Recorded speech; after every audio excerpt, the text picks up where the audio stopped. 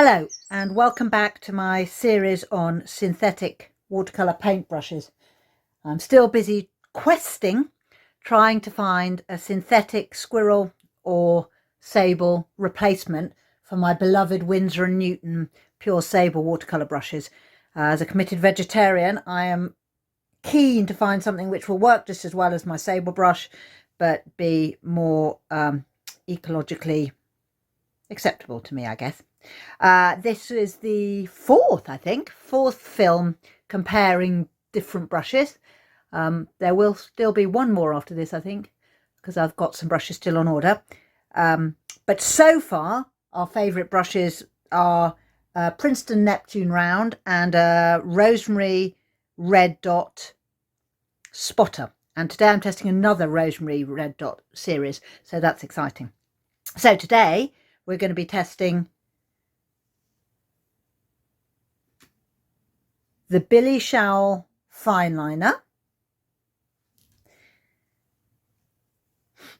the ProArte Masterstroke Series 60 round. That's a number 2 because I didn't have a number 1.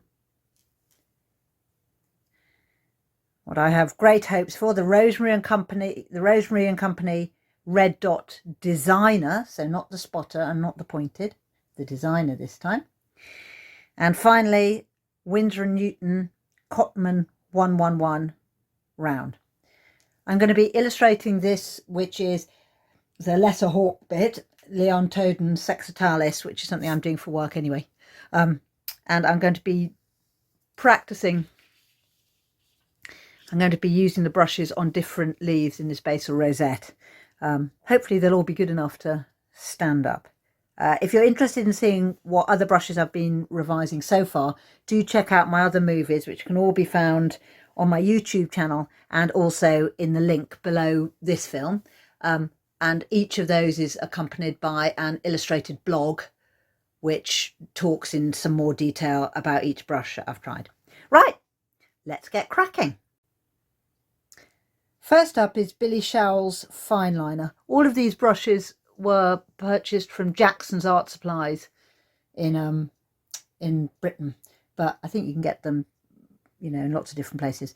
So Bille Showell, who's a very, very wonderful botanical artist, be interested to see what her range of brushes is like. It's a bit quite weird. It's a little bit wobbly. I don't know if that's going to be a problem. The nib looks quite long and quite good. I don't think it's a number 1. It's a fine liner, so I think it might be smaller than a number 1. Anyway, let's give it a go. Okay. The green I've mixed up is a mixture of, I'm going to have to double check, of gamboge, sap green, cobalt blue. I think that's it. The gamboge is very nice because it gives kind of yellow without making it too brown. So that's about the right colour. As you can see, it's holding its tip really well. I mixed the colour up with another brush because it just felt too small and delicate. Right, Bille Showell fine liner. Let's give it a go. Okay, that's one long nib. Again, it feels a bit like one of those the riggers that I tried earlier. I think I tried a Neptune rigger, didn't I? So the paint's going on okay. There's quite good control. See, I think I'm going to have the same problem, which is not a problem with the brush at all. There's nothing wrong with the brush. It's just I'm not used to painting with such a long nib. So it feels slightly problematic for me. But it does make for a rather unfair review of the paintbrush, because the fault is mine, not the brushes. It's holding its nib nicely. All of these all these synthetics, actually, I should have mentioned in all the other films. I don't know if I did. They're all really competitively priced. They're all a lot cheaper than the actual sable. They vary in British currency between kind of 3 to, I can think the most expensive is about £10. So they're cheaper than the pure sables. But are they as good? That's the question.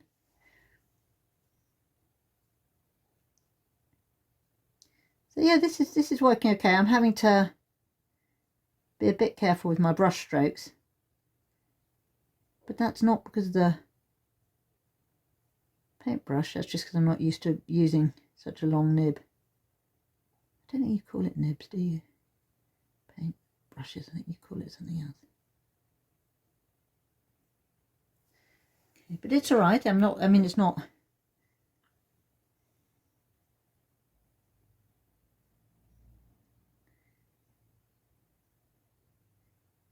Yeah, little details. This is really nice. I can imagine that. Oh, here comes the rain again. I can imagine that if you were trying to add hairs to a leaf, which we will be doing later because these are slightly hairy, the leaf of the Lesser Hawkbit. These would be perfect for that. But for this body colour, maybe it's too fine of a tool.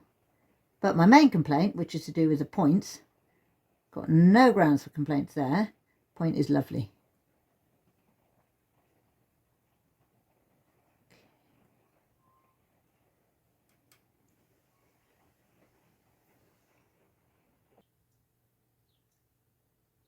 Right, I had to stop momentarily to let the cat in as it started to rain.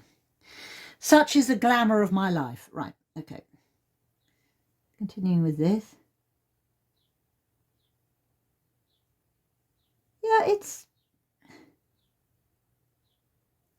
fine. It's holding it's got a big enough well, so it's holding plenty of water. Well, plenty of colour. That corner was not right. It's got a nice point. Too long for me.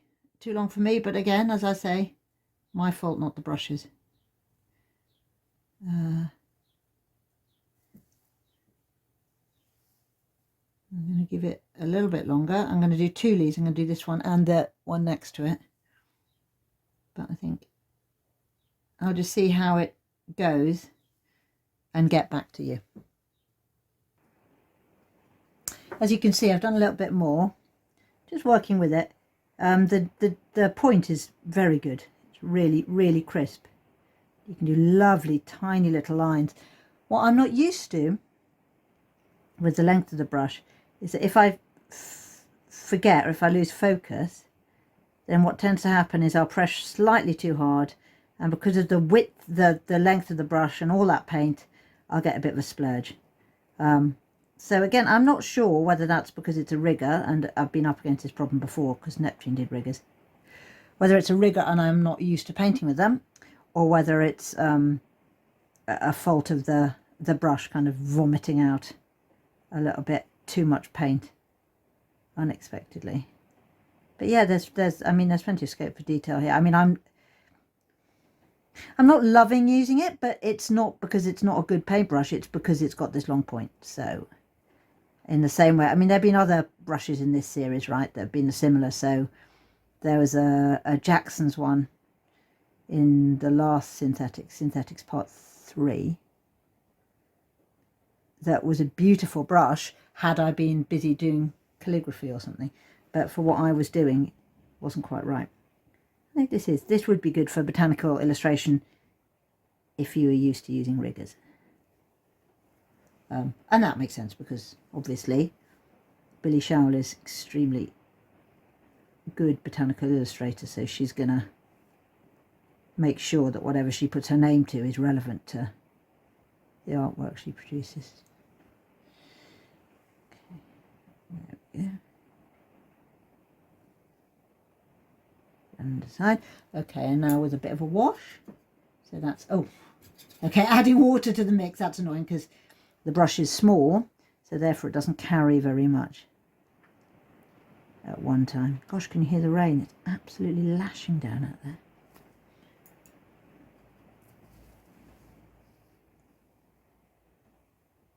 Okay, that's all fine. Yeah, the point's good. I'll just finish up these leaves.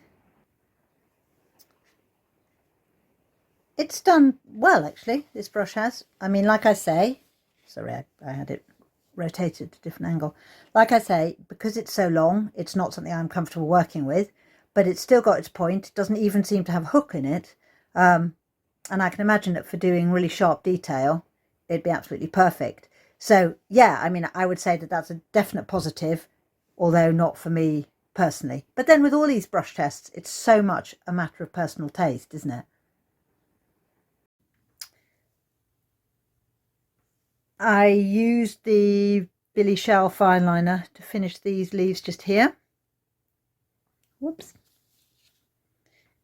And also to do some of the finer stuff in amongst this, which is the seed head of the Lesser Hawkbit. Interestingly, although it was quite good with it, every now and then when you were doing crossover lines overlapping the other line, it would bleed. It would pick up some of the paint and pull it, which my Winsor and Newton Series 7 doesn't do. I did these stems as well, and again, yeah, they were good, but they're not brilliant. So, right.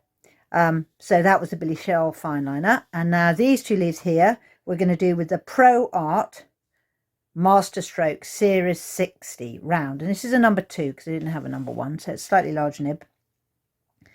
Also seems to be called Masterstroke Craft and Decorative. So let's see how we get on with this one. It looks nice. That's a good tip. And let's see how it mixes.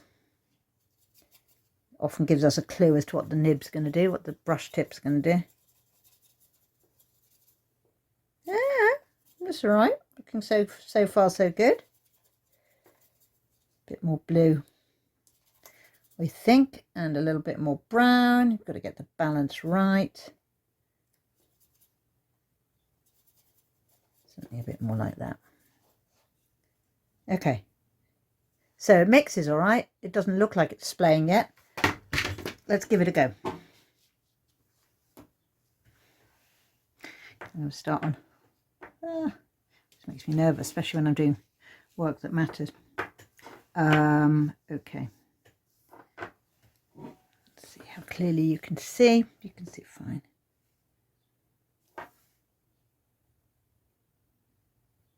Oh, okay. That's me. Wow. That's me trying to keep that nib really fine. Wow, I'm really concentrating here, trying to keep that. Whoa.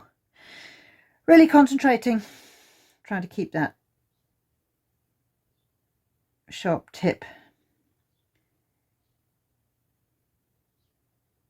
It's blunt, isn't it? That's what it is. It's just a little bit blunt.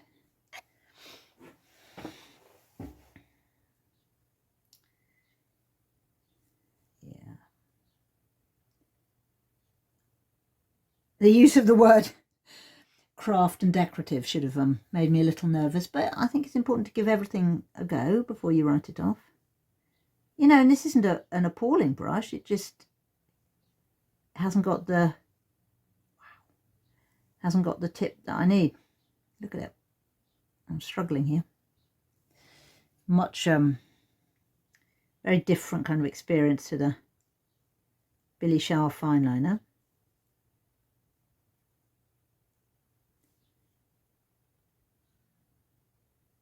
If I stop breathing and work really hard at it, I can get a decent line out of it, but it's taking a lot more concentration than it should be. Shouldn't have to work so hard just to get a sharpish line.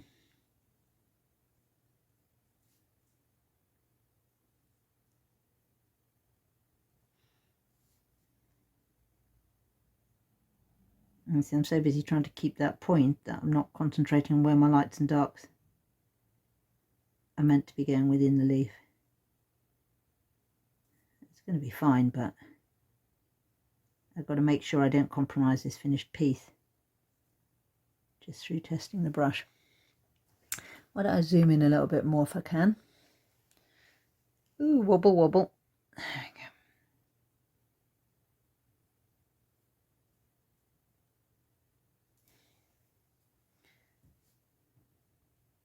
So every time I come back from the paint box where the paint is sitting mixed up, I feel really anxious because it's a whole new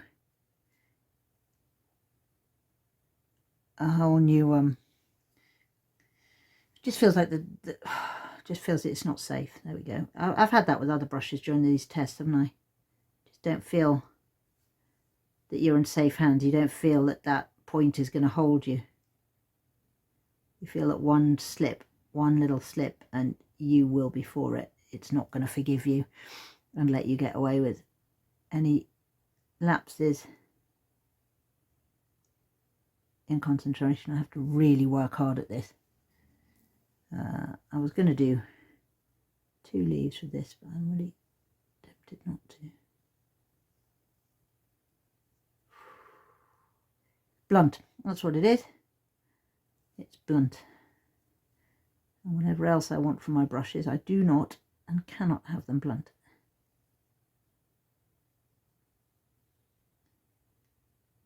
I mean, it's got a nice well on it, so I assume that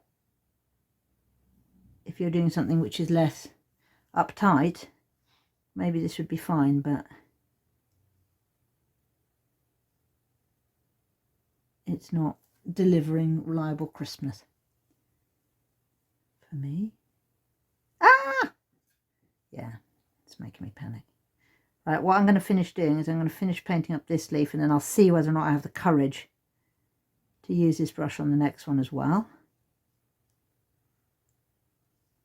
So I'm just going to finish plotting these in, and then I'll come back to you to see what happens with this ProArte Masterstroke Series 60 when it comes to putting top washes on. Now these are the, this is also quite likely to mess up. This is the top wash, so it's a paler colour. What I like to be able to do is get some real detail in there so that it's not just slabs of colour. But often when there's a blunt brush at play, that can be quite difficult to do. Let's see how this one holds up. So far so good. The other thing is I've been doing quite a lot of tests on these brushes recently. And I think maybe I'm learning how to paint with dodgy brushes. Ah, there, did you see that? That way it hooked and caught. That's what I mean when I say it doesn't feel safe. Whereas with the brushes that I really like, you know that they're not going to catch on another line of paint and sort of blur unexpectedly. Okay.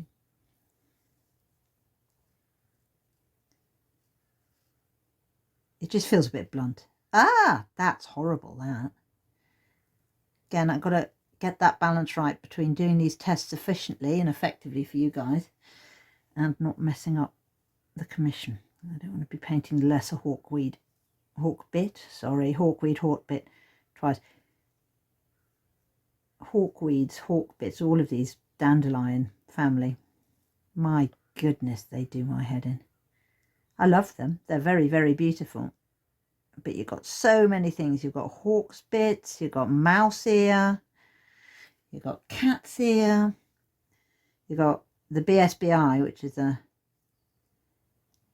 Botanical Society of Britain and Ireland, have some wonderful handbooks on tricky botanical families. So they've got one on grasses, they've got one on sedges, they've got one on umbellifers like the cow parsleys, and they absolutely have one on dandelions. So this one isn't in that. It's not officially a dandelion, but it's certainly part of the same family. But then the reason why there are so many of these similar species is because they're successful, right? So they're doing something right. It's working. Unlike my painting, which is not working. I keep, you know, can you see how I'm struggling to get that tip without it? Yeah, not enjoying it. It's not scratchy, don't get me wrong. It's not like some of the brushes I've used where the tip has gone and it's all scratchy and splayed. That's not what's happened here. It's just, I think the well bulges too close to the page, so it just overlaps onto the tip. I just don't feel that the tip is safe at all. I don't feel that the fine lines I'm doing with the tip are secure. Right, this is just a top wash, which is quite bluish. Pretty full, this brush is. Oh my. Okay, I got to concentrate now. There we go. I mean, this is quite an easy task, the top wash. You literally just lay it over, but I really need, like a child, I need to not go through over the lines. I don't want to mess up my colouring in. Yeah, I'll be glad when the test of this particular brush is done and dusted. I don't think it's done me very many favours. Same again on this leaf. Bluish top wash over the whole lot. I mean, credit where credit's due, still holding its point very nicely. So that's slightly tiresome. I'd almost rather it was a total disaster, and it's not, because that point is nice. But no, I'm holding out great things for the Rosemary and Company designer red dot. I've used two other Rosemary and Company ones before. They've both been red dot. One was round and the other one was spotter. So this one again has been recommended by somebody who likes my videos, and I'm giving this one a whirl now. It's a number 1 and it looks like it's got a decent point. I mean, it does look a lot like my Winsor and Newton, so I'm already sort of fond of it. Flinging paintbrushes to the floor off camera. Right, let's mix up some paint, shall we? So I'm going to add to what I've got. So this was sap green with a touch of cobalt green and a little bit of cobalt blue. Whoop, maybe too much. And gamboge over here. I love gamboge. And that's a bit too green, so I'm going to put a little bit of yellow ochre. So far it's picking up the right amount of paint from each well. And there we've got a nice mix. What's that point looking like? Not that pointy. Oh, curses. Right, okay. Really not that pointy. That's disappointing. No pun intended. Okay. Rosemary and Company. Here we go. These ones. So, oh man, look already. Haven't even used it. It's fresh out the packet and it's not got a nib on it. It's not got a point. That's so disappointing. So I really thought this was going to be my saviour. Maybe it won't be.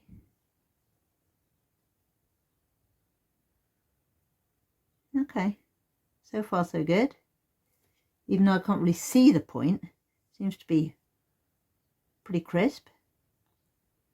A lot of people I know absolutely swear by Rosemary and Company. I mean, and these are people who paint massively better than I do. They absolutely love Rosemary and Company brushes. So I do think that if I can't make them work for me, then the fault is probably mine, not the brush company. A little quirk with Rosemary and Company is you have to, they don't sell through, as far as I know, correct me if I'm wrong, they don't sell through other outlets. You have to go directly through their website to order your brushes, but that's no big deal. They did have when I was ordering this one in, they have a minimum order of £10, so I thought, cracky, what can I do about that? Because the brush only cost about £4. And they're very nice. I rang up and, oh yeah, they said, we absolutely do it by phone for smaller orders, don't worry. So that was really nice, really good customer services. Do you know what? This one's done, this nib was already done that flattening thing that I really, really don't like. There's a lot of things I don't like when it comes to paintbrushes. Basically anything that's not a Series 7, right? I do see how ridiculous this is. I do see that the only thing I seem to like is what I'm really used to. But, you know, I do really want to find a solution. I do. So, yeah, so now this has done what I think it was one of the Da Vinci ones did. It's got a sharper nib than that, but it's flattened. So what you end up doing is you end up using one side of the flattened brush. It's almost like it's a they filberts, the ones that are flat? Maybe they are. It's almost like it's that. It's certainly not behaving like a round anymore. Okay. I mean, it's fine, it's working. I'm not feeling like it's about to splurge paint where I don't expect it to, which is great. But I don't feel that the point isn't, it's just not held itself. It's annoying. Zoom in a little bit.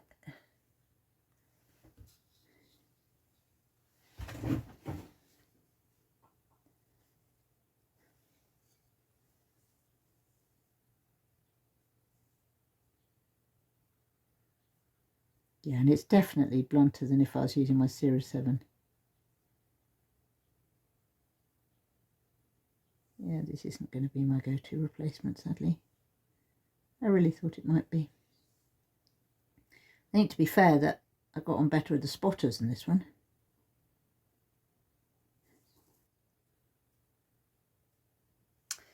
So I've done all that detailing. Yeah. I mean, well, the paintbrush is very full of water, so you can't quite tell, but it's hooked and it's, yeah, it's not joyful. Right. So I'm now going to put a watery second wash on. This is the bit where these brushes really let me down. Not these particular ones. Oh, it's also blunt. Also blunt.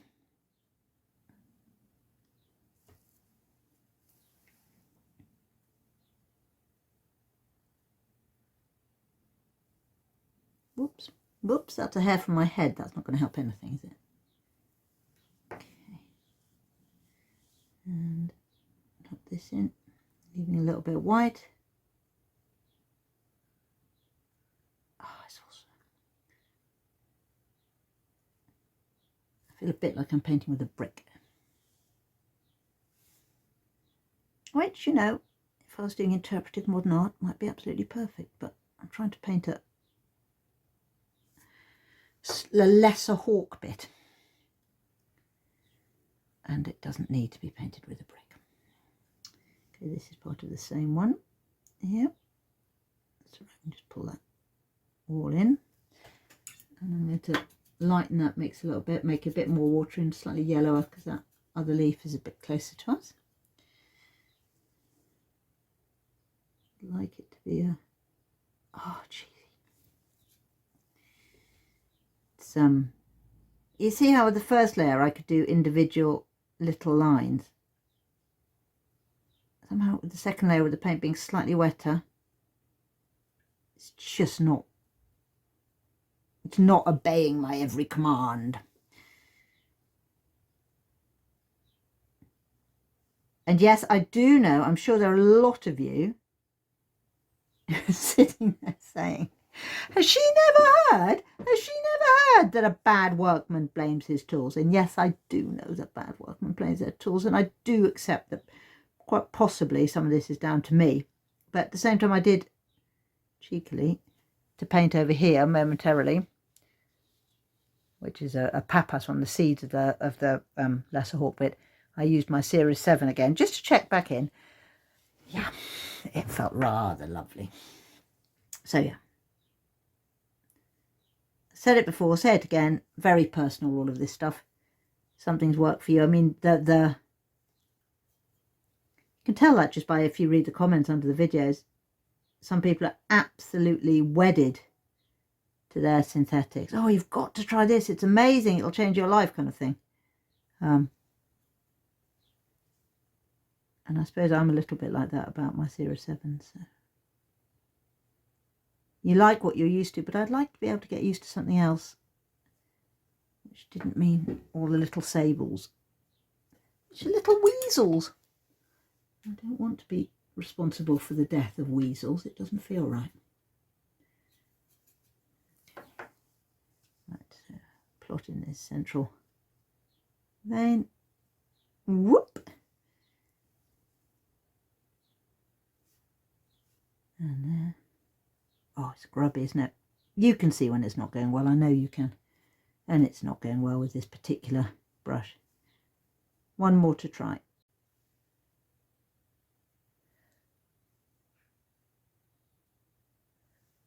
I finished up the leaves with the Rosemary and Company designer red dot, and in fact weirdly I have 2 or 3 brushes which are #1 designer red dot, and yeah, just disappointing. It was really difficult. I ended up having to tweak some bits that had messed up with my Winsor and Newton, so that's not the ideal result. So the hooky tips and just slightly blunt. It's disappointing. I feel a bit sad about that. Hope springs eternal. Hey, so here we are. This is the 4th of the 4 I'm testing. Winsor and Newton Cotman series 111 round. Its price point is really quite competitive. It's really quite cheap, so I'm not convinced, but let's not be a snob. Let's see whether or not it works. It looks good. I mean, that's a really nice tip. How many times have I said that? Oh, crikey.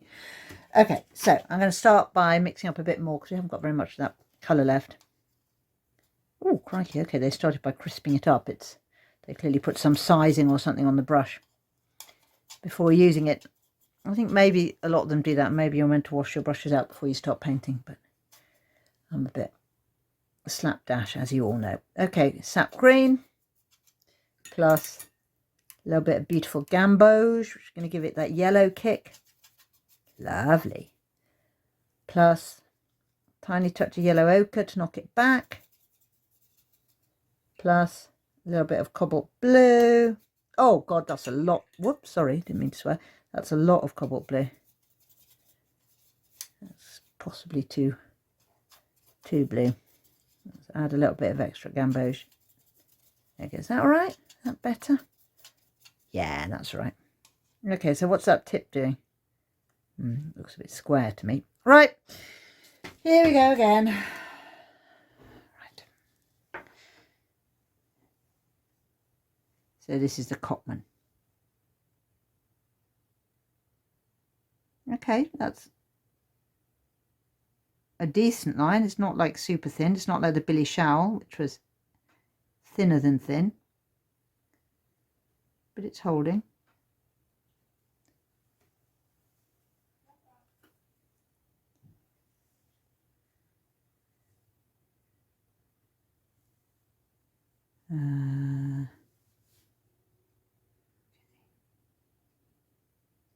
Just going to outline these.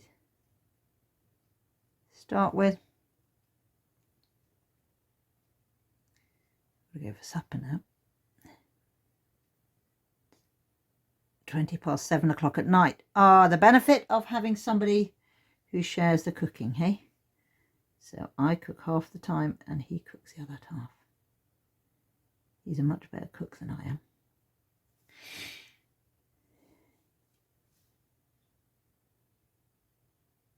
Okay, this is all right so far. Oh, that was user error. Right, okay, I'm going to go and have my tea, and then I'm going to come back and crack on with this. And we'll see where we get to.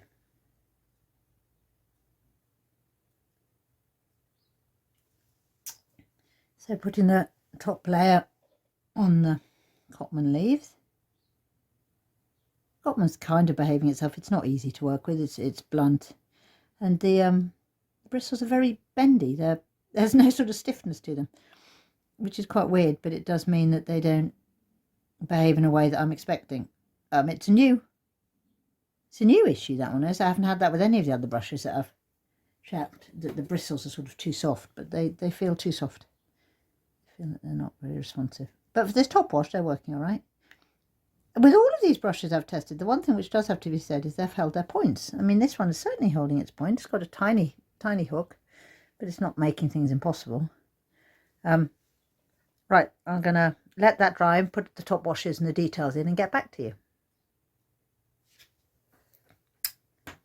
I finished up these bottom leaves, and in fact I did have to come in with my Winsor and Newton to fix them because it was a little bit blunt. So yeah, the tips held. There is a tiny little bit of a hook if you look. They're sort of very soft, the bristles, sort of too soft to work with, and it certainly wasn't perfect for me, despite being a beautiful blue colour. So yeah, so it isn't the answer to my prayers. I'm going to continue questing, I'm afraid. But in conclusion, with the 4 brushes that I've looked at today, we started off by looking at the Bille Showell fine liner, which is very good. It held its point, and if I was used to working with riggers, that would definitely be a go-to if I could deal with a longer point. Not used to it, so not comfortable with it, but that really is down to me, not the brush. Bille Showell's fine liner is good. Second up, we had the ProArte, which was, it had a really strong tip, and the tip didn't hook at all, but it held an awful lot of paint here, and it meant that when I painted with it, the delivery of the paint wasn't smooth. It sort of fell out of the paintbrush, and it didn't feel reliable. I didn't feel that I could trust it. So that was the ProArte. Then the one I was holding out really big hopes for, which was the Rosemary and Company designer red dot, and that was just, it was blunt, it was hooked, it was blunt. Yeah, I just really didn't enjoy it, which is interesting because the Rosemary and Company red dot spotter was one of my 2 current favorites. There's that one, and then there's Princeton Neptune round. Those are the 2 that are winning so far out of all my tests. And then the final one was this very pretty little blue number, the Winsor and Newton Cotman. Again, it was just blunt. It just felt really blunt, and the tip held more or less, but it just was the bristles very soft, and it just didn't really work out for me.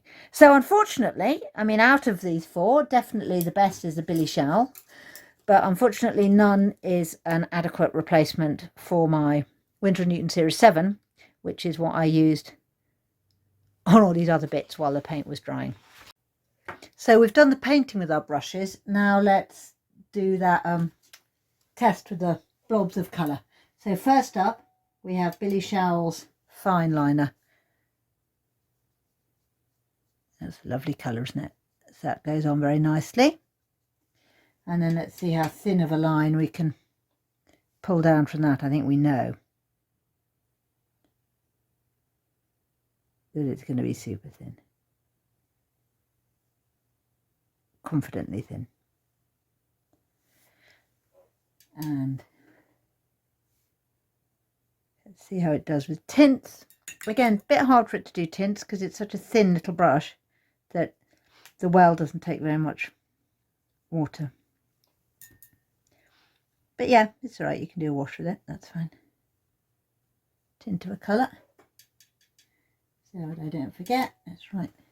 Bille Showell here.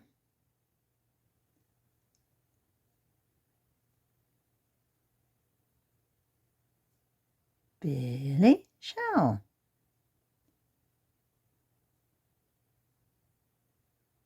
Fine liner. Whoops.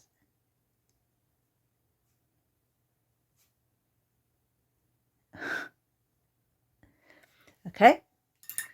And second up, we had the ProArte, which was big and blunt. Give it a green.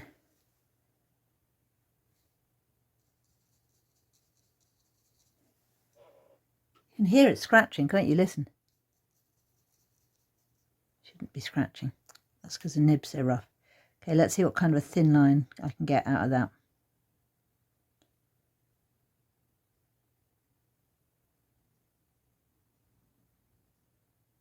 And now it's on display. It's doing beautifully, but I think we know that it hasn't actually been that successful. Good tip. So I suppose that explains why the line is so nice and sharp. In fact, all of them are going to have nice sharp lines because none of them really lost their tip except the Rosemary and Company.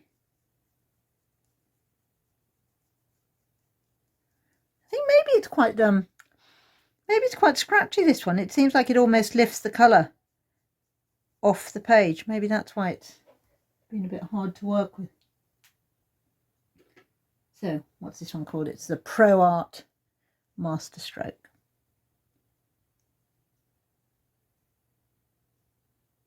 ProArte Masterstroke. Whoops. Wall paint.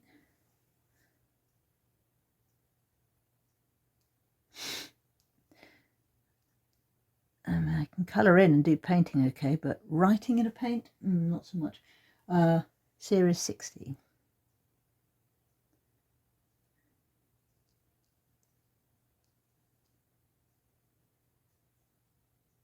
Series 60, there we go. Next up we have the Rosemary Designer.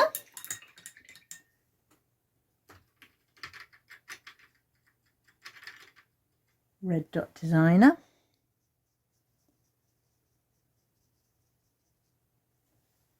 There we go. It's good at getting a big lump of paint out. Wow, just look at, I don't think you can, let me see if I can show you. Look at the hook on that. Very disappointing. Okay, sorry. Now, see how thin we can get this line.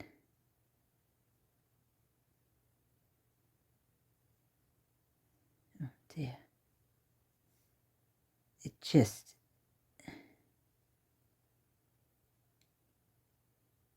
Nah. Well, that speaks volumes, doesn't it? Okay. I'm taking it quite personally about the Rosemary Red Dot Designer. I decided that was going to be it. I decided that was going to be my salvation. And so I feel affronted that it's not worked out that way. It's probably quite important not to take these things personally. So this is a... Oh my goodness, I can't write with that. Wowzers. Oh, it looks like there's dirt on the brush, but it's really not. Rosemary and Company, Red Dot,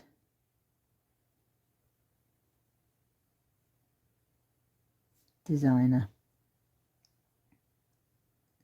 Red Dot Scratcher, more like. Okay, and last but not least, we use the Cotman.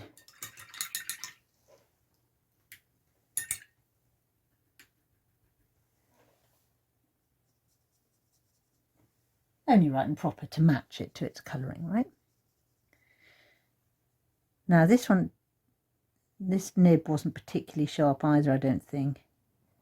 So with a very thin line.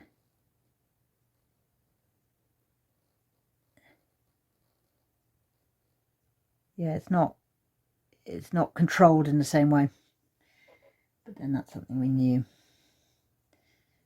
And how does it do with it? Again, because it's hooked a little bit and because it's so soft, I can't really control where the water is. So look, I've spilt a little bit down there and that kind of thing.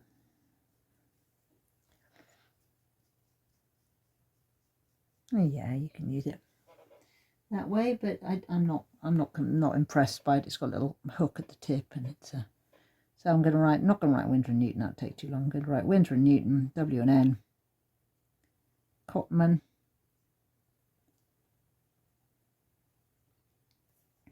one round. And out of all of those, it's definitely the Bille Showell that I like most of all. So in conclusion, today we've tested 4 brushes, and out of the 4, my favourite is definitely the Bille Showell fine liner, and some of the details I got with that one are really, really pleasing. And and equalled by the Winsor and Newton. So you can see, you can kind of see some of the sharper details here down to the Bille Showell. However, I'm not used to using riggers, so that's the problem. The nib for me is too long. The other ones we tested are the ProArte, which just was blunt. The point held. All of these, the points held, but they just didn't feel workable. The ProArte, and then the Rosemary red dot designer, and then the Cotman, which just sort of felt very soft. So thus far, out of all the brushes we've tested, and I think we're probably on about 16, 17 now, my favourites thus far are Rosemary and Company red dot spotters and Princeton Neptune round. Those are the only two contenders that I can imagine, unless I learned how to use a rigger, using as a replacement for my precious Winsor and Newton. Disappointing, but there you go. The paper I was using today was Stonehenge Aqua hot press. What else do you need to know? Winsor and Newton paints, you know, same old, same old. If you would like to look at some of my finished works, please visit my website, lizzieharper.co.uk, and there I have galleries of work. I also have a lot of originals up there priced and for sale, and endless blogs. There'll also be blogs to accompany this movie. All of the links and so on will be in the write-up below this. Thank you so much for sticking with me on this fourth adventure into looking for an alternative synthetic brush. Your patience is appreciated. And yeah, I think there's going to be one more, and probably that's it, because at this point in time I'm running out of space for not very useful synthetic alternative brush. Yeah, so oh yeah, like and subscribe. Yeah, and thank you very much for your time. See you next time. Bye.